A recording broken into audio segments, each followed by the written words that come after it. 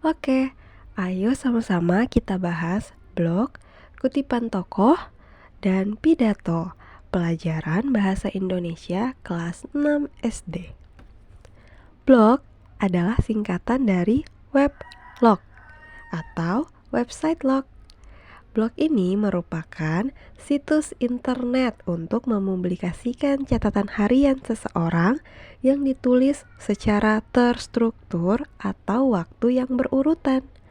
Blog juga dapat ditulis dengan pengalaman sehari-hari atau tulisan yang berisi gagasan dengan tema tertentu. Nah, ini salah satu contoh blog ya. Ada gambar blog dari tulisan Raditya Dika. Selanjutnya kita bahas kata mutiara. Kata mutiara itu adalah pernyataan yang ditulis atau diucapkan oleh seorang tokoh yang mengandung makna penting dan membuat orang tergerak atau termotivasi setelah mendengarnya. Nah, selain itu, kata mutiara itu harus ditulis dengan kutipan langsung, yaitu menggunakan tanda petik atau tanda kutip. Jangan lupa, kita harus menyertakan orang yang mengatakannya atau nama tokohnya. Nah, kata-kata mutiara dari tokoh dapat menjadi kutipan untuk inspirasi orang lain yang membaca atau mendengarkannya.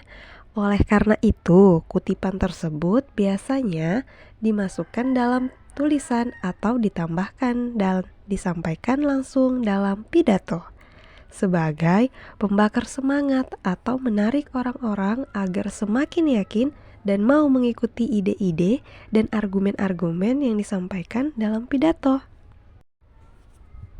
Ini beberapa contoh kata mutiara dari para tokoh Indonesia. Yang pertama, B.J. Habibie. Beliau mengatakan, keberhasilan bukanlah milik orang yang pintar. Keberhasilan adalah kepunyaan mereka yang senantiasa berusaha. Kemudian, Insinyur Soekarno. Beliau mengatakan, beri aku 1000 orang tua, niscaya akan kucabut Semeru dari akarnya. Beri aku 10 pemuda, niscaya akan kuguncangkan dunia. Kemudian ada dari Cokro Aminoto. Beliau mengatakan, jika kalian ingin menjadi pemimpin besar, menulislah seperti wartawan dan bicaralah seperti orator. Kemudian R.A. Kartini. Beliau mengatakan, terkadang kesulitan harus kamu rasakan terlebih dulu sebelum kebahagiaan yang sempurna datang kepadamu. Nah, sebelumnya kita sudah bahas bahwasanya kata mutiara atau kutipan dari seorang tokoh bisa kita masukkan ke dalam pidato kita. Nah, apa sih pidato itu? Pidato adalah penyampaian informasi, gagasan, atau pesan tertentu secara lisan yang disampaikan di depan umum atau orang banyak. Pidato biasanya dilakukan dalam situasi formal atau semi formal, seperti dalam acara resmi, seminar, atau kegiatan sekolah. Nah, orang yang menyampaikan pidato disebut sebagai orator, dan orang yang mendengarkan pidato disebut audiensi.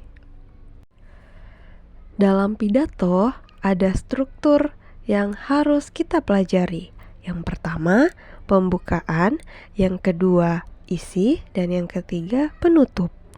Di mana pembukaan itu terdiri dari salam pembuka, kemudian sapaan untuk audiens, kemudian tidak lupa ucapan syukur. Sedangkan isi berisi inti pesan atau gagasan dari informasi yang ingin disampaikan dalam pidato, sesuai dengan tema pidato. Dan yang terakhir, penutup terdiri dari kesimpulan, harapan, ucapan terima kasih dan permohonan maaf, juga salam penutup. Dalam menulis pidato, ada langkah-langkah yang harus kita lakukan. Yang pertama, kita harus memilih topik atau tema pidato. Kemudian, kita bisa mengumpulkan informasi dan gagasan terkait tema pidato yang telah kita pilih. Selanjutnya, kita bisa membuat kerangka pidato berdasarkan strukturnya. Dan yang terakhir, kita bisa mengembangkan kerangka pidato menjadi sebuah teks yang utuh. Nah, ini adalah contoh teks pidato. Ayo kita baca sama-sama ya. Assalamualaikum warahmatullahi wabarakatuh. Yang saya hormati, Bapak atau Ibu Guru, teman-teman yang saya banggakan, dan hadirin sekalian. Pertama-tama, marilah kita panjatkan puji dan syukur kehadirat Allah Subhanahu wa Ta'ala, karena berkat rahmat dan karunia-Nya kita dapat berkumpul pada kesempatan yang baik ini dalam keadaan sehat walafiat. Hadirin yang saya hormati, hari ini izinkan saya berbicara tentang fenomena yang sering kita alami tanpa kita sadari, yaitu rote brain. Istilah ini dapat diartikan sebagai kondisi di mana otak kita menjadi malas untuk berpikir dan berkembang karena kurangnya stimulasi. Mengapa ini bisa terjadi? Di era digital ini, banyak dari kita terjebak dalam kenyamanan teknologi. Kita lebih sering menggulir layar ponsel tanpa tujuan, menonton video pendek tanpa makna, atau bermain game berjam-jam. Kebiasaan ini, jika terus dilakukan, akan mengurangi kemampuan otak kita untuk berpikir kreatif, menganalisis masalah, dan memecahkan persoalan. Akibatnya, otak kita seperti membusuk karena tidak pernah digunakan secara maksimal. Kemudian, apa ya dampaknya? Ketika rote brain terjadi, kita menjadi lebih sulit untuk berkonsentrasi, mengambil keputusan, atau bahkan belajar hal-hal baru. Hal ini tentu berbahaya, terutama bagi generasi muda seperti kita, yang seharusnya menjadi harapan masa depan bangsa.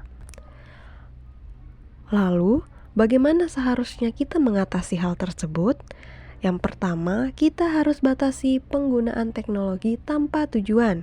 Gunakan ponsel dan internet untuk belajar, mencari informasi, atau mengembangkan keterampilan baru.